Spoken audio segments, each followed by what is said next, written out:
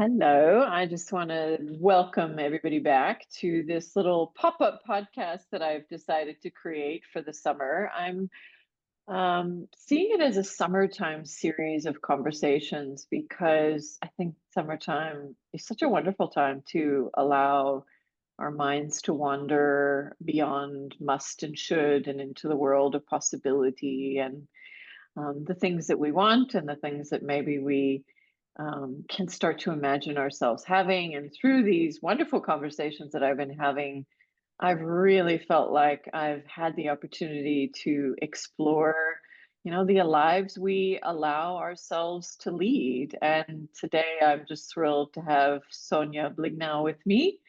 She is, I did it. I did the American version of it. I reverted to my American self and called you BLIGNAUT. I'll do the French version then. I'm pleased to have you with me, Sonja, because you are somebody who I've admired from a distance for a long time, gotten to know a little bit better over the past year. And your beautiful and rich sort of life path, I think, holds so much for others to learn from, to gain inspiration from. So thank you for being here today. Thank you for inviting me, Jillian. I've been looking forward to this conversation. Great.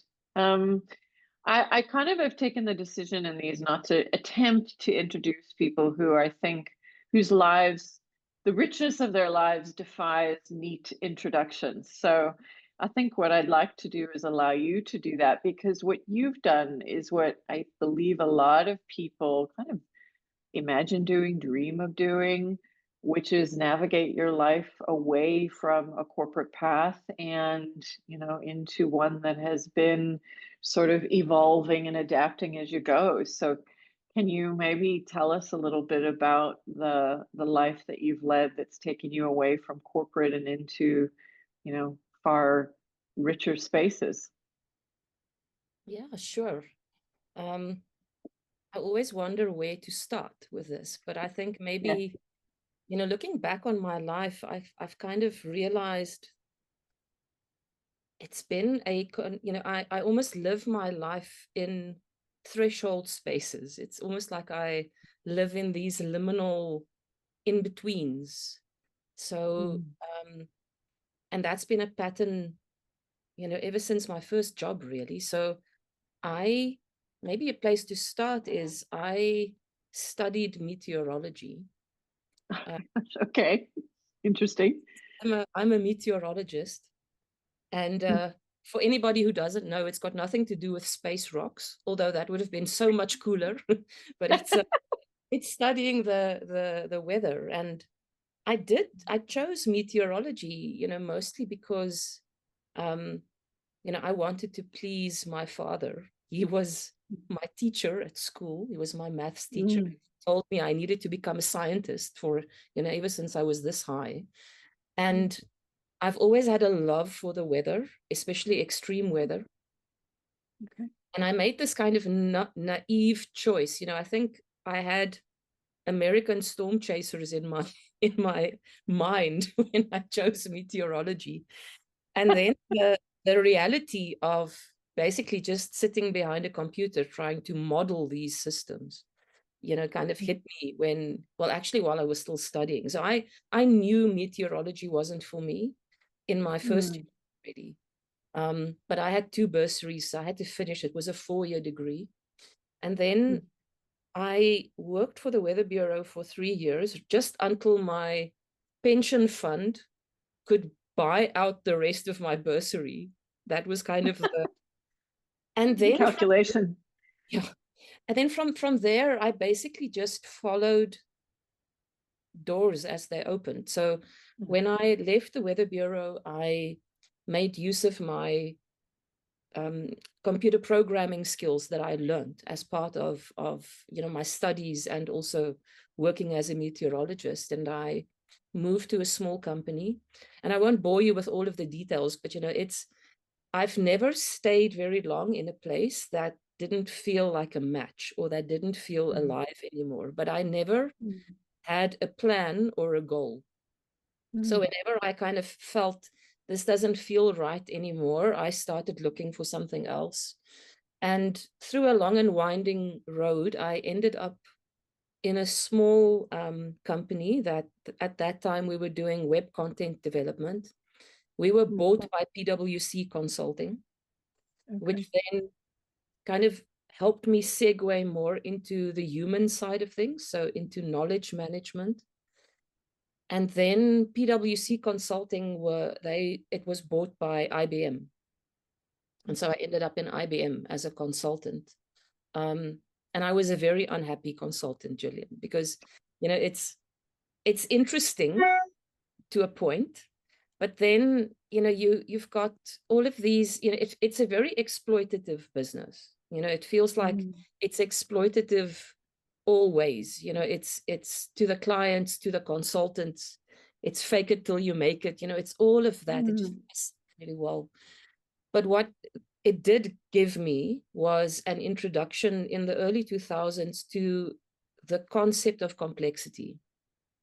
So at that time, Dave Snowden, that many people are familiar with, he was also in IBM, and he was doing a lot of research, and it was the beginnings of what would then become the Cynefin framework and the Cynefin model of, you know, tools.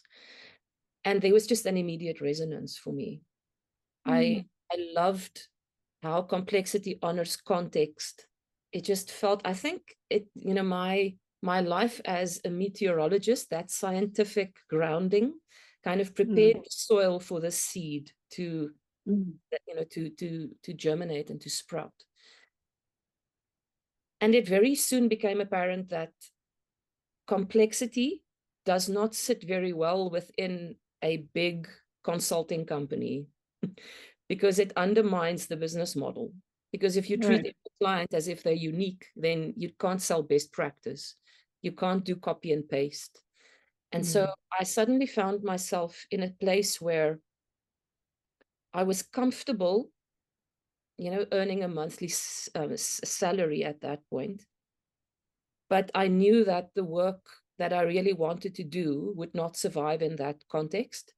And I actually started doing things that were counter to my own value system. You know, so in a consulting company, you know, you don't want to be on the bench. But I knew if I was put on projects, it would not be the kind of projects that I wanted to do. And so I started having a very low profile. It just came to a point where I realized, you know what, this isn't me. And I need to make a move. And there was nothing, you know, it felt very risky because I didn't have any work lined up. I didn't have any clients. I just knew I couldn't stay where I was. You know, there was this really strong intuitive sense that I can't stay here. And thankfully, you know, my husband was very supportive in this whole endeavor. And yeah, I just I resigned. I resigned from IBM. And the really interesting thing was the moment I committed, the moment I resigned and I just, you know, honored that sense, work started coming in. Amazing. So, yeah. And so that's kind of been a pattern for me. You know, ever since I did that, I've been through multiple partnerships, you know, working with people, forming partnerships. And none of it was ever planned. The exits weren't planned either. A few of them were quite painful because I didn't honor that intuitive sense that the timing for this has ended, that it's time for a necessary ending. I was a little bit too comfortable. And then the universe has a way of booting you out. It's yeah, that's been my journey in like a short synopsis. Incredible. Gosh. I'm struck by that statement of sort of capturing the feeling of you in your consulting world of, you know, this isn't me, I can't stay here. Because I feel like that's such a familiar feeling. amid so many people I've worked with, so many people I know. The idea that you realize not of a day, but over time that you are sort of fulfilling a role or a function that feels almost, well, separate from you. You don't recognize yourself anymore for what you're doing. And you talk about honoring your intuition to respond to that, right? That's a feeling. And I think that move of honoring that feeling and that gut sense that I can't stay here, I have to go, even though the next step isn't ironclad and obvious. And again, I think a lot of people would love to do that, right? I mean, that's kind of the dream, to just leave and then figure it out afterwards. Talk about, kind of from the inside out, that lived experience of listening to that intuition and acting on it. Because I think for a lot of us, that voice is, we kind of hear it, we dismiss it, we're aware of it or not. Talk about, what it feels like for you to, what that intuition feels like for you. And then what it feels like for you to honor it, as you say, and act on it when you're stepping into the unknown, because surely that's very scary. Surely it's, a very anxiety ridden process that you're talking about, or not. What does it feel like for you? I think it depends. It feels different in different contexts. I think and this was many years ago, Jillian, so I need to now really think back. But what I remember with the IBM decision, intuition for me, it starts like a whisper, Mm, it's, mm, and what I found there, was to stay there started feeling like self-betrayal. mm, It started feeling like, it wasn't just that I was unfulfilled in the work I was doing. It was almost like there was a values disconnect. mm, It felt like I was out of integrity with myself. That was yeah. the, and so I think that is what created the urgency. So I'll Mm, contrast that with, a time when I didn't listen to the intuition. I was in a business partnership. Um, it went well for 7 years. And I turned 40. And something happens when you turn 40, Jillian. I don't know if that mm, happened to you as well, but mm, there's a re-evaluation. There's a why, I'm kind of halfway through life. mm, And is this what I want to be doing? Is this it? That was the, mm, and mm, again, there was this sense that there's something else. I felt to an extent that in that particular partnership, I was giving away my power. There was a mm, really mm, interesting dynamic there, but it was comfortable. And so I stayed longer than I should have. And in the end, it mm, ended up being a really ugly break where, my mm, business partner basically kicked me out of the business. Um, and so I contrast these two, and I think for me, what I've learned is it rests to some extent on discernment. mm, Like, and yes, it is scary. It's, especially if you don't know what lies on the other side of it. Because mm, there are financial implications, there are, all kinds of things. But I think it's, there's this Anais Nin quote where she says, the time came, and I'm paraphrasing really badly now, where um, to remain in the bud is worse, or it's more scary than to blossom. mm, And I mm, think that was that for me, it's always been, and it's a pity I can't remember it properly, but that's a quote that's always kind of in the back of my mind, because we mm, play small. I think this is the thing, we play small. And a friend of mine actually said to me the other day, we're afraid of our own potential. mm, So sometimes it's not a fear of stepping and not knowing what's on the other side. It's stepping into a larger version of yourself. That's scary. Mm. Mm. Absolutely. And I mean, I relate to that wholly. I think I'm very interested in what you've been saying about sort of it was comfortable. And yet what you're describing is not comfortable, right? I mean, so again, this is something that a lot of us experience, which is we perceive and we describe a situation as comfortable, and it's comfortable because it's financially secure and you know exactly what the playing field is, I guess, right? But it's severely uncomfortable in that you're not satisfied, you're betraying yourself. And I think a lot of people exist in that uncomfortable comfort Mm. where they trade off their satisfaction for security and decide that that's just the deal that they have to make because that's life, right?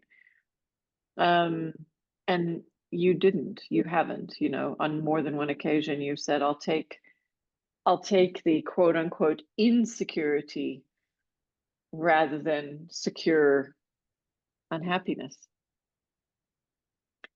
Um,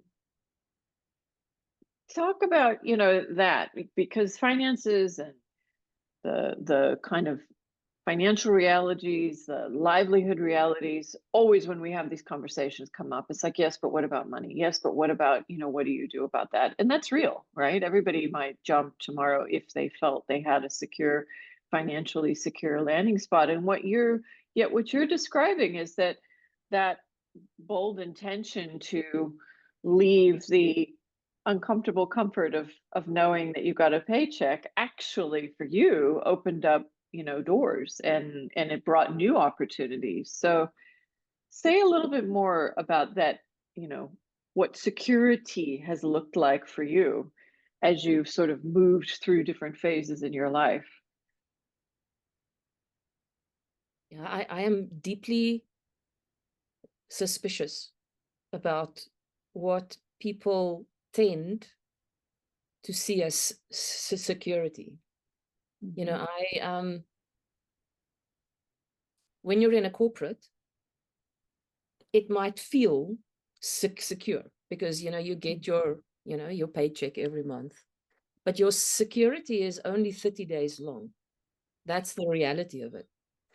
And Mhm. if you are going to be made redundant or anything, you know, along those lines, you don't see it coming, Jillian. I think this is the other thing, you know. So the one Mhm. moment you're still very secure in your Mhm. job, you know, there might be some rumors flying, but Mhm. then, you know, the letter arrives on your desk and that's it. When you're on your own, you can see the trouble coming. You know when you need to build pipeline, you know when what your cash flow looks like. You know, so in a way, you have a little bit more, not control really, but you know, a little bit more visibility, I suppose. So in a way, you create Mhm. your own security. And the flip side of that is, and I'll just speak for myself, but I feel sometimes our journey, whether it's maturing or whether it's a spiritual development journey, you know, I don't know, you know, whether it's whatever higher power you believe in. My journey has been a little bit along the lines of every time I feel like things are now nicely secure and settled, something happens that reminds me that, you know, life is just inherently unpredictable. I think I was just reading your wonderful book, and there was a sentence there that I actually thought I want to do a LinkedIn post on this, where you spoke about seeing unpredictability not as a bug but as a feature. Mhm. And so part of my journey has been, you know, even now, one of my favorite quotes is, we're in a time between worlds, Mhm. where the old is passing away and the new has not yet emerged. And so even now, I don't have huge cash flow reserves. The way that I used to generate an income is no longer working. my work is in wayfinding. And basically what I'm finding now is I have to find my way. I'm being forced to practice what I preach. There's, you know, so even the security that I managed to build for myself previously, it's no longer really, I'm not able to do that. And so Right. I guess where I find security now is in looking back and realizing I was always looked after. Something always came at the right time, even though I didn't engineer it. And my security lies in my ability to adapt, in my ability to find my way, and in my faith, I suppose, you know, that I'm not alone in the world and in relationships. So Right. it's a complex topic, you know, where we find security. You know, it's there's a side of me that suspects that we're not actually supposed to have the kind of security that we long for.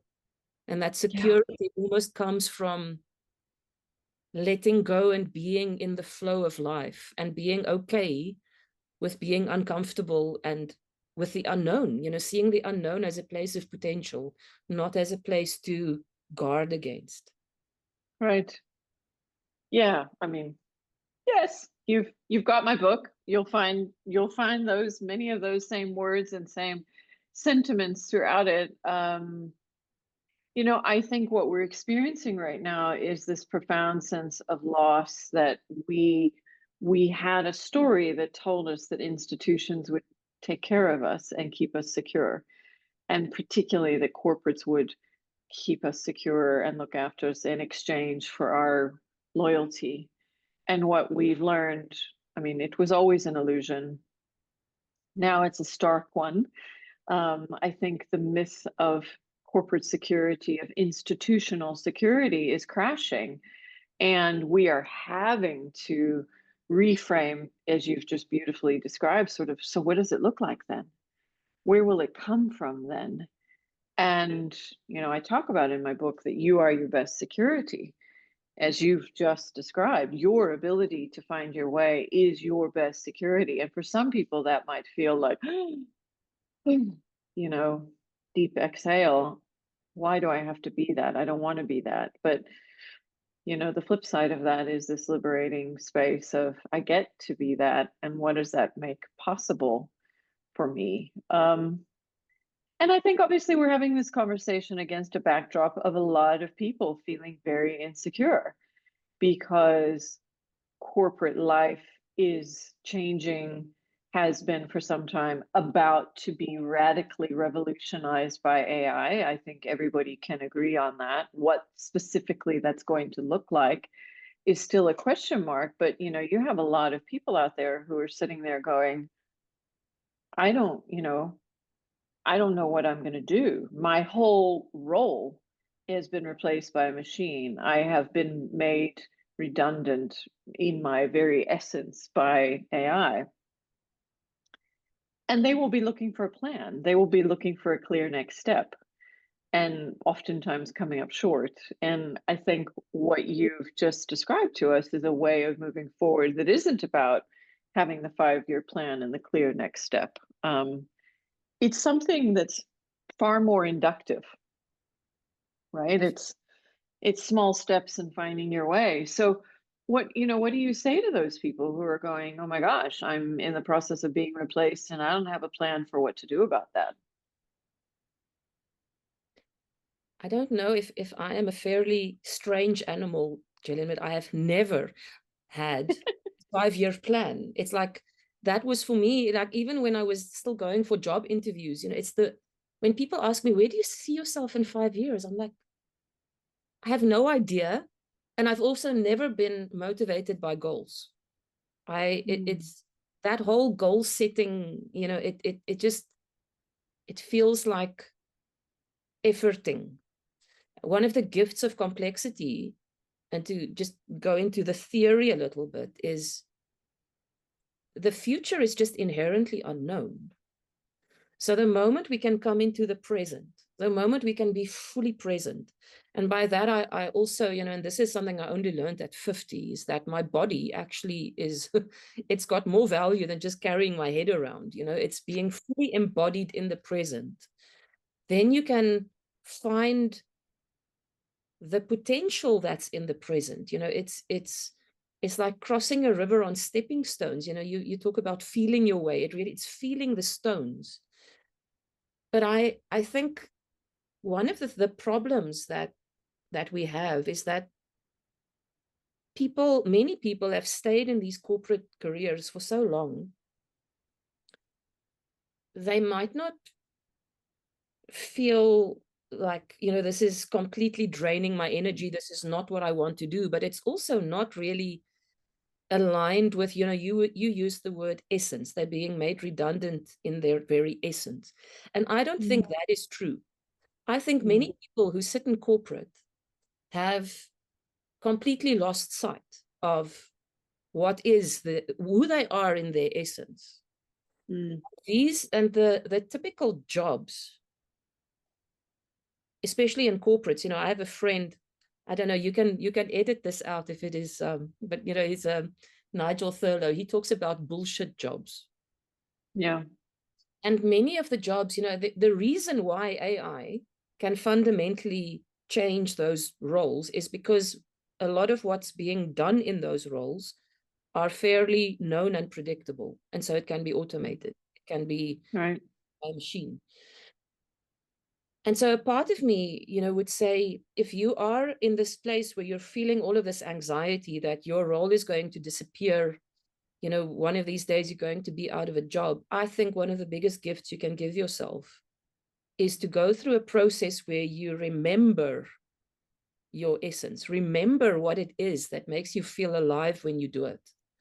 Remember what you sacrificed in all of these years that you've been climbing this corporate ladder, and go back to that and start building those skills again. It could be, the other day I was listening to someone and they asked him a question like, in a world of AI, what do you tell people to do? And he said, go and become a plumber. Yes.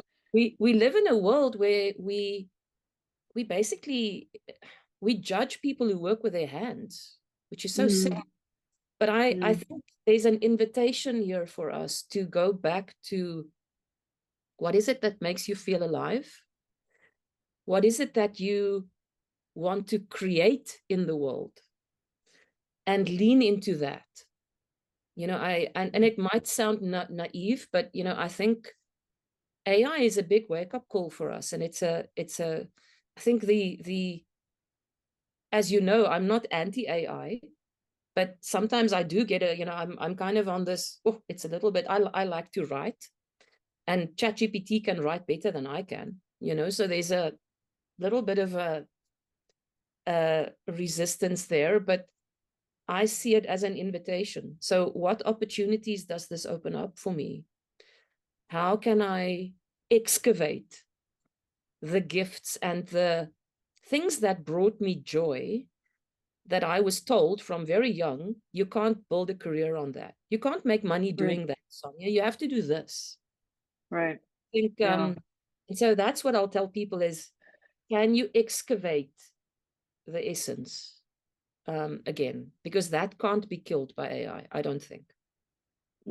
I love that. And adding a companion to that, which is, I think you are an amazing story of, you were trained in meteorology. And you said, I am a meteorologist. And one of the things that I talk about in the book is sort of this I am versus I can mindset. So I think it's a great moment for people to kind of excavate, to use your word, the sort of I can elements of any of the roles that they've played, any of the things that they've learned. Because it isn't a fixed identity. You translated your knowledge in meteorology to many different things. And interestingly, as you were talking about organizational consulting, I thought, well, it's complex systems, it's modeling, it's trying to understand, storms and how things work. And So I think it's a wonderful moment for people to kind of look at themselves through a lens of, what have I learned? What has this body of experience taught me that I can apply in a variety of different ways, so that while I am no longer a meteorologist, I am and I can apply so much of what I've learned throughout a variety of different roles to creating new value for the world in different ways. It's kind of Mm. seeing yourself through a different lens, which, I think is more fluid and more largely applicable to a rapidly changing world. And within that, I think, as you've said, you might sort of dig into, oh yeah, I actually really loved doing that, or I would really love to learn more about that or get back to that. I lost that somewhere along the way, or however that might look for you. But as you say, I feel like it's an invitation for us to kind of unpack our identities a little bit and look at them afresh and say, okay, so I am an evolving organism just like the world around me. So what am I becoming in Mm. this process? And what will I allow myself to become in order not only to stay relevant, because we all have to in one way or another, but as you're sort of pointing to kind of stay alive, to stay vital, to stay engaged with, my own sense of meaning and place in the world. One of my favorite thinkers is an anthropologist called Tim Ingold. And he Hmm. doesn't talk about humans, he talks about humanings, because he says we are processes, not objects. And so that's the one. It's like, can you see yourself as an ever unfolding becoming? But the other side to that also is, I think we need to complexify our identities, and most people, we want to simplify everything, it's Mm, and I try to not speak, but it's so, we're so, our speaking habits are really bad sometimes, Jillian. Like, I don't want to say I am a, because that immediately makes me a noun. It mm, collapses. But when I complexify my identity, I am many things. I am multitudes. mm, I I mean, I did a stint as a professional photographer. I'm a speaker. I'm a writer. I'm a woman. I'm a nature lover. I'm so many things. And so to meet the complexity in the world with inner complexity, I think mm. that's also part of the invitation here, to not collapse our sense of self into a I am only this. And Yes. that gets replaced by AI, then what am I then? It's What am I? Mm, uh, we are we are ecologies almost, it's just biologically there are more bacteria and other cells in our bodies than human cells. We are ecologies. So to see mm. ourselves as, or to collapse our identities to just one thing, I think that's also, it's we are oversimplifying ourselves. We are underestimating ourselves as well. I think there's so much Mm. more potential. Oh, yeah. And, sometimes I feel like I don't even want to say it out loud because it seems naive, but, and I don't want to dismiss the fact that what people are experiencing and will continue to experience is going to be incredibly painful, because it is the nature of how we've understood ourselves, how we've understood our place in the world, our value add to the world is all being challenged in really, profound ways. And I think there is grief here.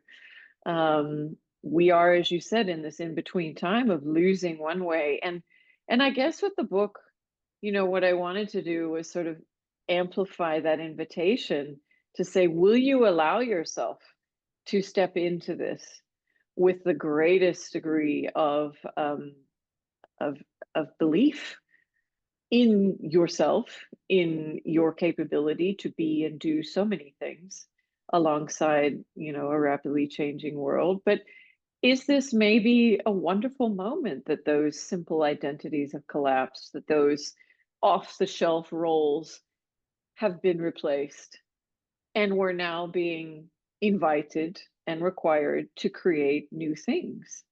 Um, you know, I do believe that there's wonderful potential in it, and as it is complex, as you said, and you know, it's going to be hugely um, challenging for many, many people to navigate this period of potentially rediscovering parts of themselves and pieces of themselves. So maybe just in closing, you know, you talk about wayfinding, and that's what many people will be doing and are doing at the moment. So what are the, you know, what are the capabilities? What are the things that we need to sort of conjure in ourselves and lean into in ourselves to allow ourselves to find our way through complexity and uncertainty in the way that you have? Yeah, what would you say to people are sort of some of the core abilities, capabilities that they might need to be conscious of as they try and find their way forward through this revolutionary time? think one place to start, and it's something that, again, I find in my language, that even though it's not my intention, that's what my language tends to communicate, is one of the things that I feel is crumbling is the sense that we are individuals, that we are disconnected from others, from communities, and from ecosystems. So this over individualized, it's only up to me. I think that's something Mm, else that is crumbling.